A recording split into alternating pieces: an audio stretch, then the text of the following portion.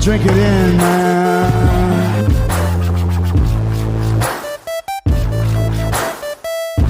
Touchdown, Detroit Lions!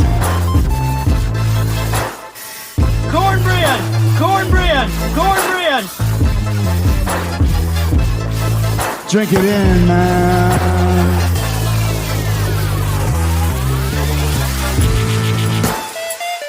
Touchdown, Detroit Lions! Touchdown, Detroit Lions!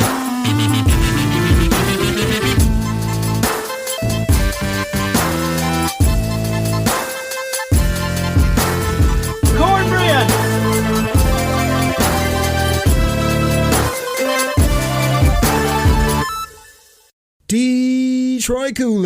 Detroit Koolaid drinkers. What's going on, everybody? This is your host, Eric Oakley, right here on the Detroit Koolaid Cast. Drink it in, man. Oh, that Honolulu Blue flavored Kool-Aid tastes delicious. On the show today, you guys know we come to you twice a week talking Lions football. Coming to you a little bit later than normal. Usually I'm real consistent with the show, but what happened was we plan to have Joey Christopoulos at Joey Sports Guy on Twitter from the Believe Podcasting Network. Comes on about once a month or so. And we were going to do a Q&A, but he had a couple things pop up. It's just crazy busy around this holiday time. I was kind of like, hey, no problem. I'll knock out a couple solo shows, and life got crazy busy for me as well. But what I plan to do on the show today is give you a little review of that Atlanta game that just went down. Kind of my take, some things I noticed, some broad strokes on that game. Tell you a little bit about some of the rookies and some of the players that are kind of catching my eye. And then, since Joey can't be here and I got some Q&A questions, I think I'll just answer my own questions. I think I'll just talk some generality, some sports, some Lions with you for the rest of the show. So buckle up, everybody. Fill up that glass with Kool-Aid and get a side of cornbread. Cornbread! Make it a double. Cornbread! All right, so here we go. Let's get into this Atlanta game. The Lions had a thrilling win last year against the Atlanta Falcons.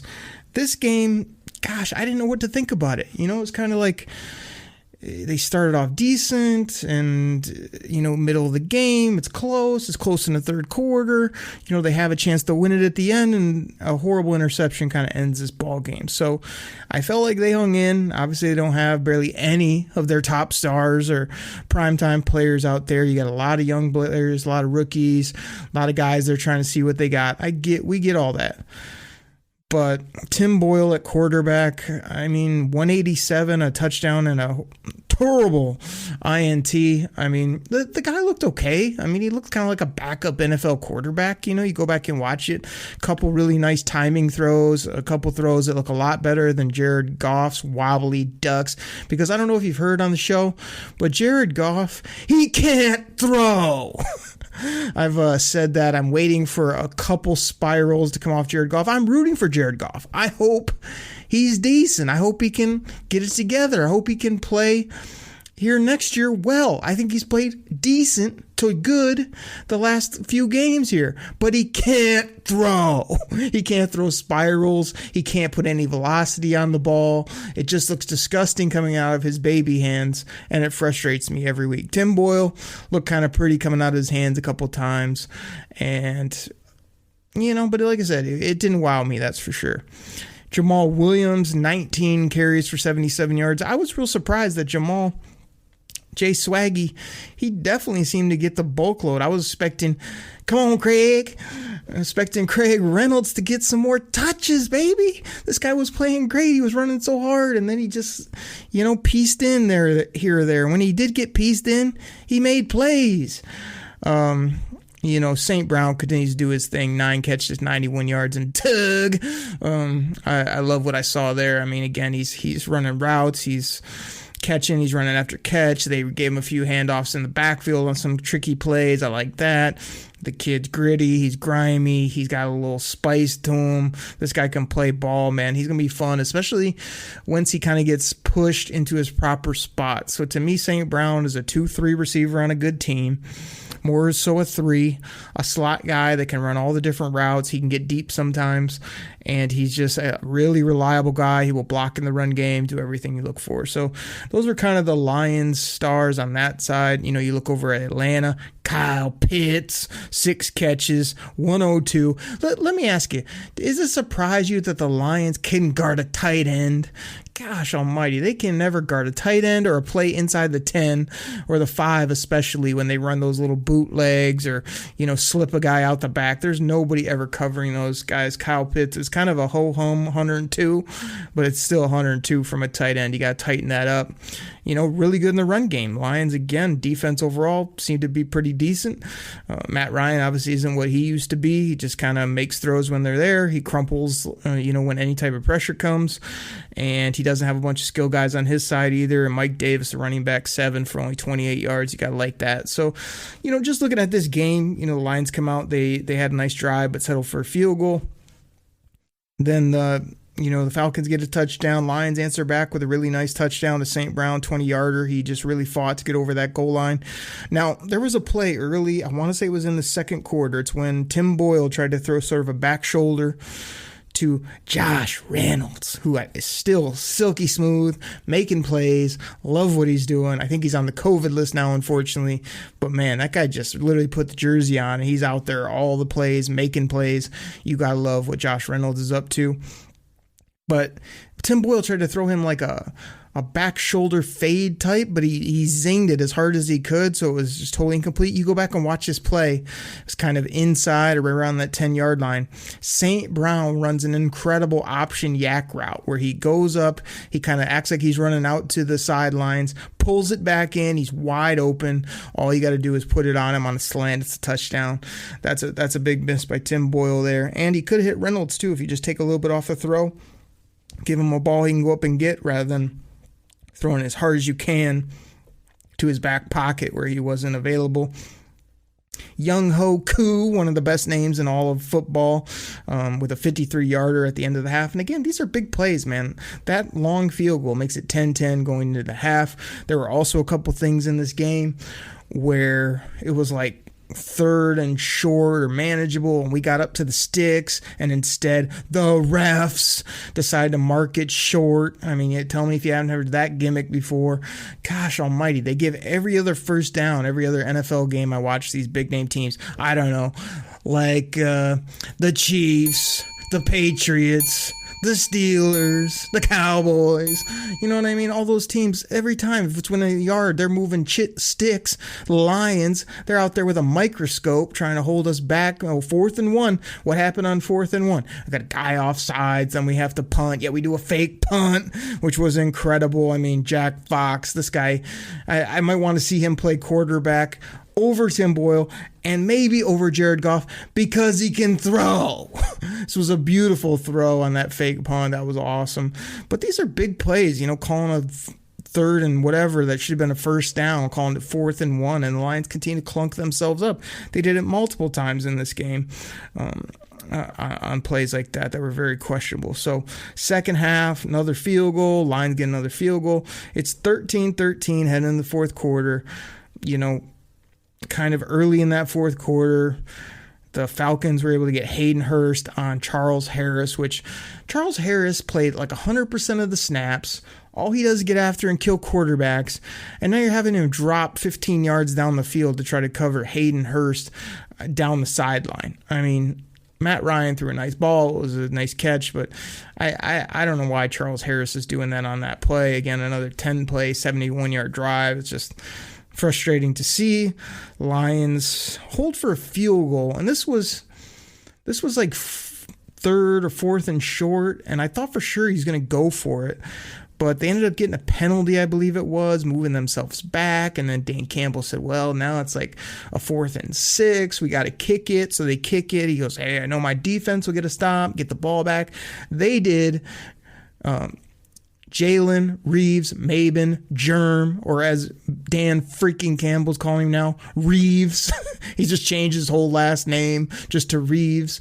Ends up getting the ball out, turnover, Lions, short field, going down, making a few plays. First and goal, or first and, whatever, around the 10-yard line. I don't know if it's goal or a little bit outside. And Tim Boyle just throws it directly to the linebacker. That's an old rock gimmick from WWF, if you don't know. He threw it directly to the linebacker, and he is now a Rudy Poo. You just can't do this. You can't do that, Tim Boyle. Don't set up in the media and tell me, well, it was a zone cover, it was a man beater. I misread this. I should have known that. I felt real comfortable. That's on me. It's heartbreaking. All this. That's a horrible throw. That's a horrible decision. You go back and look at the play. There's guys on to the right, wide open. You could have thrown it to the flat. You could have thrown it out to the left side where you had Reynolds running a yak type option route. You could have run any other way. And what are you doing? St. Brown is running a post route to the end zone with 2 to 3 guys on him and a linebacker underneath. It's a horrible decision. It was one of those where you're kind of just watching and you're like, man, Lions might get this game late. They had everything going their way, and then I'll play like that on first down. You just end the football game. It was, frustrating, but, not the end of the world. It was extra frustrating when the Lions lost, and then the Jaguars had a chance to win inside they had to be inside the 10 as well. Trevor Lawrence should have grown some, and he had a crazy run, and he just walked out of bounds. You got to lower your shoulders, son. Try to get in the end zone if you want to win that locker room over and win a game for your football team. He tiptoes out of bounds. They end up just being horrible the next 3-4 plays, losing that game. Had they won it, the Lions would have been the number 1 pick again.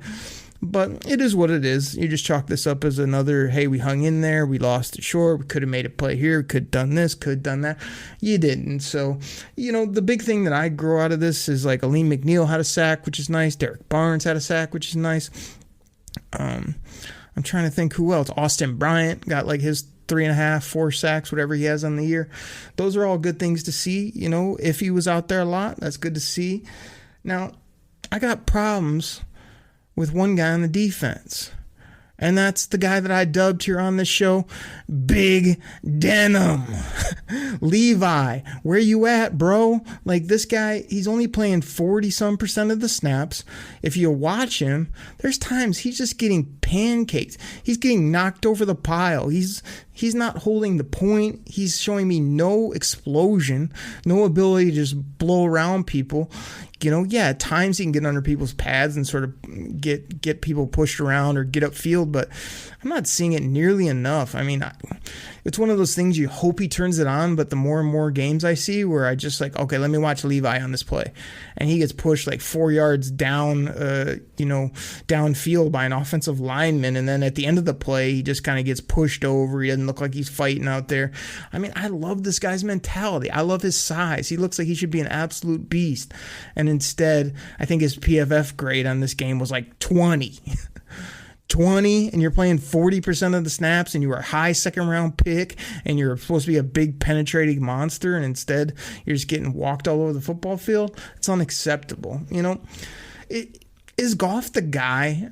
I heard some people saying, man, I've never missed Jared Goff so much than I did in this game. But like I said, I thought it was okay to see Tim Boyle because you got to know what you have. Wait, here's a side tangent. Tim Boyle, the reason I want to cut you from the football team is because of how you were wearing one of those do-rag type things under your helmet. Most people wear it over their forehead. They got hair poking out the top. They wear it like a headband, whatever it may be. Tim Boyle, go back, and I'm sure all of you that are listening saw this. Tim Boyle's wearing one of those things under his helmet like it's a bonnet. This dude had it half over the middle of his head. His hair was tucked out the back. He looked like an Amish person or something. This was a bonnet that you would like an 8-year-old girl would wear. I don't know what Tim Boyle was thinking with this look. There's no swag. There's no nothing. This is the worst I've ever seen somebody wear one of those dry fit headbands with the NFL logo. It might as well have been a doily on the top of his head. That's first and foremost. Second of all, though, despite the bonnet that he was wearing, again, I thought he played decent. I think, they must not like what they have in David Blau. hell because they don't let him see the field at all. He's a hell of a human being.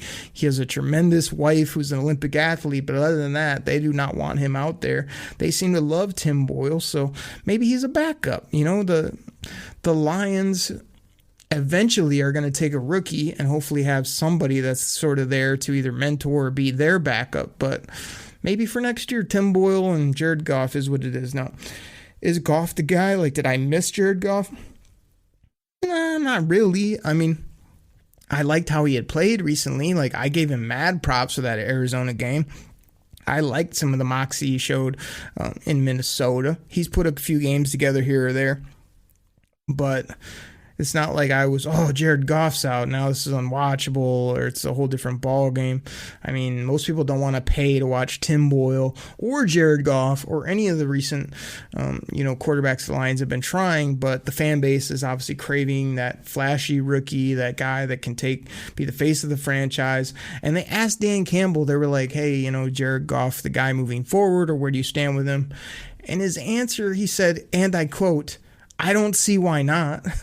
And then he went on to say he's playing a little bit better. I think it's coming along, all the Dan Campbell things that he says. And I don't know. To me, that didn't really seem like a vote of confidence. That was sort of like, I hope this guy can sort of be here because we've already paid him, but I don't love him because he can't throw. But Dan Campbell didn't say that. That's me. But it's true, obviously. But, I mean, all the fans, I think, should be hoping for Jared Goff to be better in 2021, 2022, that is, compared to what he did here in 2021. I don't know why he wouldn't be. He seems sort of like a guy that, you'd always hear Matt Stafford like hold these rookies like, well, once he proves it to me, then I'll throw him the ball. Or once I get a bunch of reps, I got to have 18 million practices with the guy before I can make plays. That's what Jared Goff seems like. Once he gets a lot of reps with a guy, once he gets comfortable in the system, once he knows where he wants to go with the football, it'll be a bit better. But just based on the fact that he can't throw spirals, he's not a very athletic human being. He doesn't have like that win at all cost mindset. I think that he's just at first I thought he was going to be Stafford light or be real exciting, and now it's just like I think he's an average NFL quarterback at best, on his best days. Even when he has one of those great games like against the Cardinals, it's like, yeah, but if you only do that 3-4 times a year, that just doesn't cut it. So I'm not handing Jared Goff any bouquets. If he comes back this week and sounds like Swift will be back, that would be interesting to see kind of them get some players and get it rolling again. But, it was what it was, this game against Atlanta. So let's take a quick pause, get our sponsors in here. We'll come back and have a short segment with a little Q&A, some things that are on my mind, and throw some questions, and I'll answer them here on the show. Everybody, drink that Detroit Koolaid. We'll be right back. This episode is brought to you by Michelob Ultra. Every time you kick back with Michelob Ultra, you score big. So why not reward yourself with a nice cold Ultra? As the official beer sponsor of the NBA, enjoy Michelob Ultra at your local Buffalo Wild Wings while rooting for your favorite team during the NBA playoffs. Or pick up Michelob Ultra at your local 7-Eleven store today. Enjoy responsibly. Copyright 2024 Anheuser-Busch Michelob Ultra Light Beer, St. Louis, Missouri.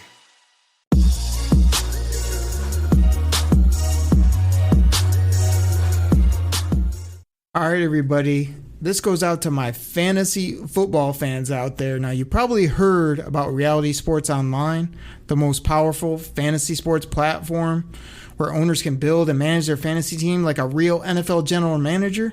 But the question is, have you tried it?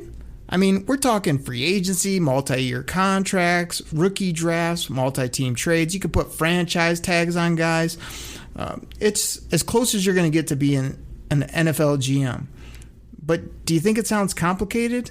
It's not. I'm here to tell you it's the best thing about Reality Sports Online is it's just more fun than your normal fantasy league, but it doesn't take barely any more time. After all this, are you still not sure? I mean, come on now. You can test your general manager skills by going over to Reality Sports Online, call it RSO. Please go check out realitysportsonline.com right now.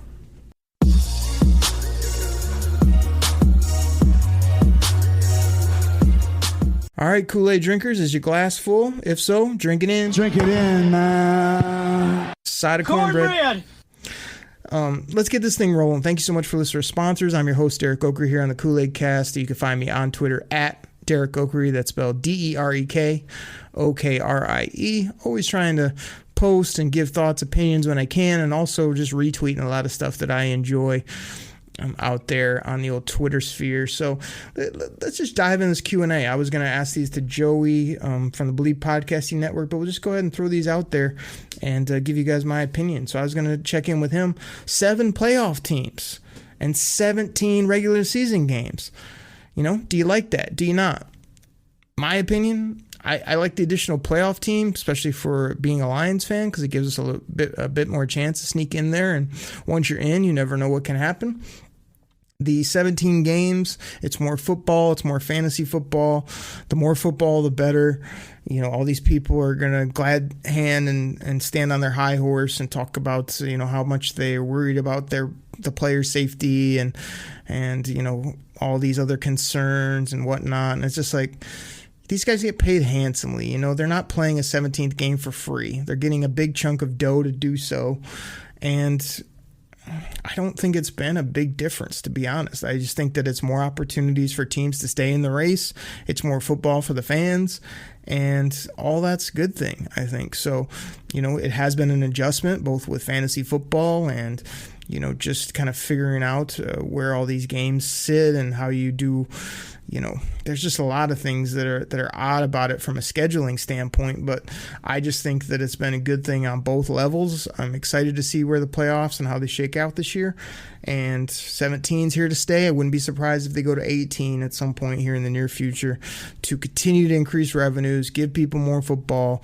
Yeah, they're worried about the players and care how they feel because it is a violent game, but they will pay them and the players will play if paid. Next thing I have on my Q&A was, what's the national perspective of the Lions right now? Of the Detroit Lions. I was curious to see what Joey would say to that because, we kind of know we're drinking that Detroit Koolaid. We're finding all the superlatives. We're hoping.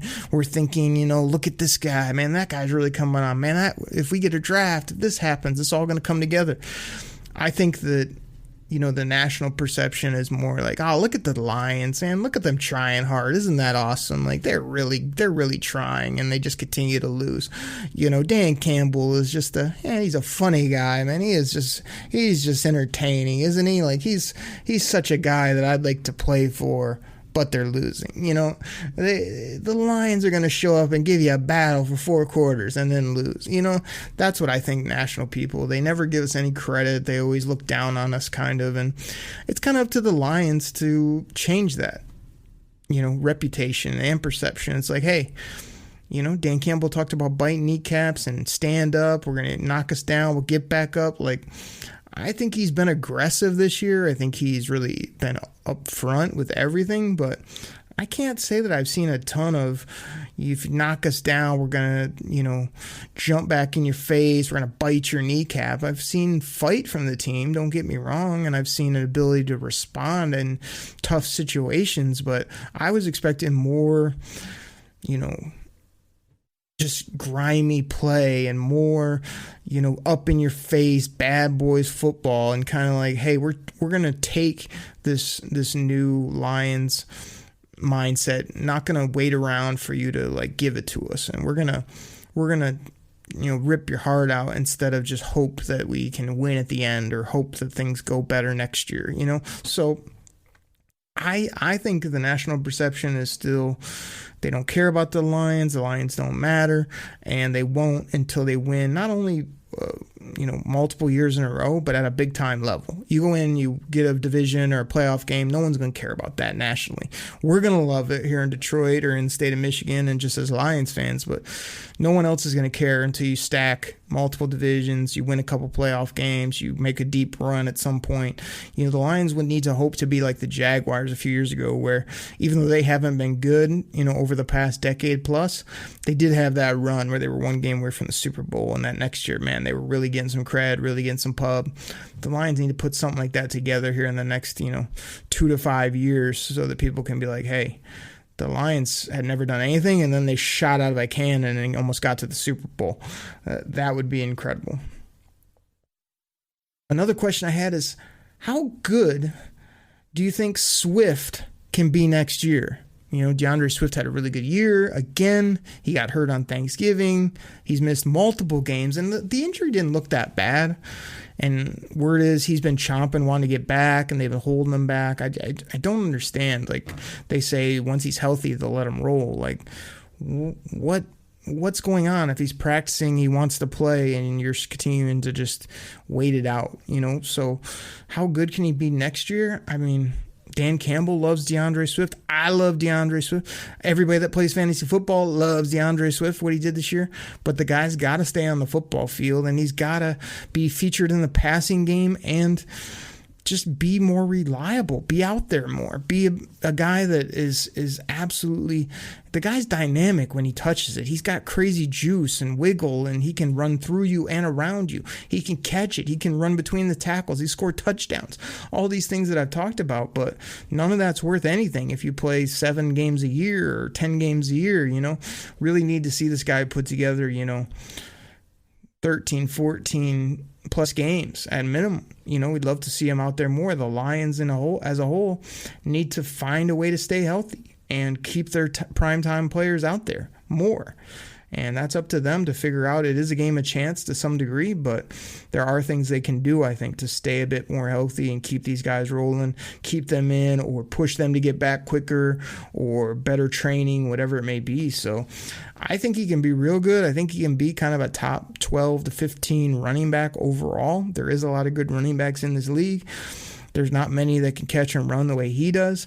But he's really going to have to turn it on and put together a big-time season of all-purpose yards and touchdowns and whatnot to be in that upper echelon. And I think he's got the talent, the mindset to do so, but he's got to be on the football field, and they've got to use him to his fullest potential. You can't sort of baby him, give him, 10, 12 touches a game. You got to really use him. And it seemed like they started to do that a little bit more this year. Dan Campbell's like, this is our best player. It's our best guy on offense. We're going to get him the ball. I loved hearing that, and I hope they do that next year. So next year, it could be a make or break it year for Swift, to be honest. Like, he could really blow up and be, one of the top 3-4 players on the whole Lions team, or he could have a ho-hum injured year, and people be wondering, like, do we need to look for another running back, or are we going to pay this guy? So I think it's an important year for him, top to bottom. What is the future of the NFC North? You guys heard me rant, rave, have a bunch of fun on the show that, Green Bay was a mess, and, the smug, pompous Aaron Rodgers, you guys know what he is, right? Do I have to play the drop? Okay, I'll do it. You pompous, stuck-up, snot-nosed, giant twerp, scumbag. You know what I mean? That number 12 guy that we always rant, rave, and hate on here on the show.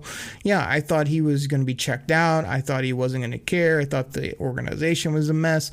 Had a lot of things up in the air. Of course, they've won, 12 games. Everyone's bowing the knee to the smug, pompous, arrogant quarterback over there for the mozzarella sticks. And I just so hope that he goes anywhere. I would love him to go to the AFC, so I barely ever have to see this guy again.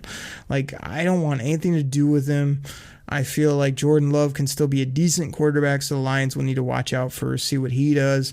But I would love the smug number 12 to be gone. I'd love to see Green Bay hit that rough patch for like 4 or 5 years. They're just, waddling and just, trying to figure out their roster and don't know what to do. Minnesota, I would expect Minnesota to possibly have a coaching change as well as a quarterback change. They obviously have Justin Jefferson, who's a beast. Dalvin Cook, when and if he plays, is really good. But I could see them falling off. And the Bears, Joey Christopoulos' Bears. They think they got everything going. They think Justin Fields is the next end-all, be-all quarterback. I mean, this guy's been hit or miss, mostly miss in my opinion this year. He's had a few flashes, but this is nobody to write home about. And their roster's a mess too, from salary cap, their coach, their GM is probably going away.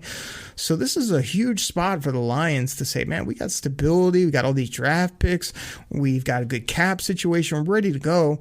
And the other three teams are just looking like hot messes. Like, in the words of Matt Derry from Lockdown Lions, man, these guys are all tire fires. You know what I'm saying? They are horrible. They are terrible. I don't have the Charles Barkley drop right here, but you know what it is. Terrible. Absolutely terrible. That's what I expect from the other teams in the NFC North, while the Lions are going to ascend here in the next 2 to 3 years, and it'll be a whole culture switch for the division. I can't wait to see it. Who's the MVP this year? Is it the smug, pompous, I might as well play the Just the Drop again. You pompous, stuck-up, snot-nosed, giant twerp, scumbag. Is it that guy in Green Bay? Is it Jonathan Taylor, running back for the Colts? Is it Cooper Kupp, Matt Stafford's BFF, Breakfast Club buddy? Like, can you give it to a running back? Can you give it to a wide receiver? It's always given to a quarterback. It's always given to the same quarterbacks. Like, I think they really need to fix the MVP. They need to have like a best quarterback in the game, and then maybe rename the MVP to some other best offensive player or whatever it may be, because they never give it to any other skill positions. It's just a travesty, in my opinion, because those other guys are playing incredible football. They should be right up there. I understand the quarterback's the most important position in all of sports, but it doesn't mean you have to give them the MVP every year. It doesn't mean they always have to be the Super Bowl MVP. I know it sells, merchandise and all that, but come on, man. You got to have a little bit more open mind. So I'd love to see one of those other players win the award. Anybody but the smug number 12 over there in GB is my opinion. Last one I wrote down here. Do the Lions or the Bears make the playoffs next year? The reason I picked those two teams, we had planned to have Joey on. I just sort of went on a little bit of a Bears rant. I don't know if the Lions, I don't know that they'll have enough juice to get to the playoffs next year. It would be that year after where you really expect them to balance up. They should probably go from 2 wins or 3 wins, whatever they end up with this year. You'd love to get them in that 6, 7, 8-ish range here in the next year or two. And then you're right in that playoff mix, where playoffs now are probably going to be 8, 9, 10 is going to probably get you in those bottom seeds. And they do need to compete for that in the next 2 years, in my opinion. But next year, I don't think so for the Lions. Bears, no, they'll be totally rebuilding. They'll be trying to piece their whole franchise together. And Justin Fields isn't enough to overcome all those issues they got over there in the second city, Chi-Town, the place that thinks they got good pizza, but they don't know what pizza is until you had Detroit-style pizza. You know what I'm saying? So, everybody, that's what I got for you here on a Wednesday. Coming to you a little bit later. Still full at Detroit Koolaid. Drink it in, man. Hope you enjoyed it. I'm going to take a break. I'll bring you some content probably on Friday. It's going to be 2022 before you know it. My Michigan Wolverines are playing in the college football playoff. They got the Georgia Bulldogs on New Year's Eve with a chance to go play for the national championship, most likely against Alabama. I cannot wait for that ball game. I can't wait to see Michigan hopefully do their thing. It's been an incredible football year in college. Our Lions are coming together slowly but surely. Once they hit this free agency class and our draft, I think we'll really be excited for what they got next year on the football field and actually have 6, 8, 10 of their best guys that barely haven't played this year back on the football field. Drink it in, man. Side of cornbread. Cornbread! Make it a double. Cornbread! All right, everybody. I'll check you on Friday right here on the Detroit Koolaid Cast. Take care, everybody. I'm out. Pack the bags, start the plane. This game is over. It is over. What a comeback by the Lions. Drink it in.